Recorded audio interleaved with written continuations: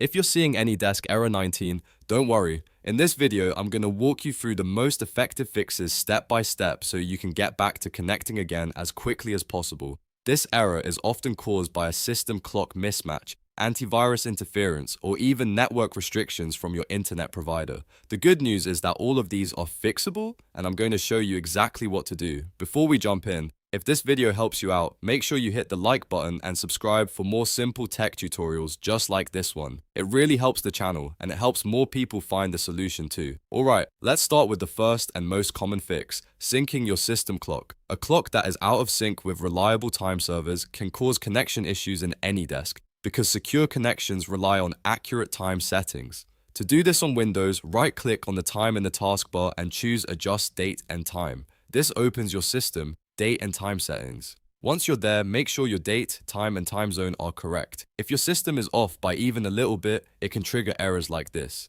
Then look for the Sync Now option and click it. Windows will contact the time server and update your clock automatically. After that, give it a few seconds, then try launching AnyDesk again and see if the error is gone. If the problem is still there, the next thing to check is your antivirus. Sometimes security software can block AnyDesk from making a proper connection, especially if it thinks the app is behaving like remote access software, which is exactly what it is. That doesn't always mean the antivirus is bad, but it may be interfering with the connection. To test this, temporarily disable your antivirus protection and then try AnyDesk again. If it starts working after that, you found the cause. In that case, you should go into your antivirus settings and add AnyDesk to the allowed apps or exclusions list instead of leaving your computer unprotected for long. Always remember to turn your antivirus back on as soon as you're done testing. Now let's move on to another possible cause. ISP restrictions. In some cases, your internet service provider may restrict AnyDesk traffic, which can stop the app from connecting properly. If that happens, one simple test is to turn on a VPN and try again.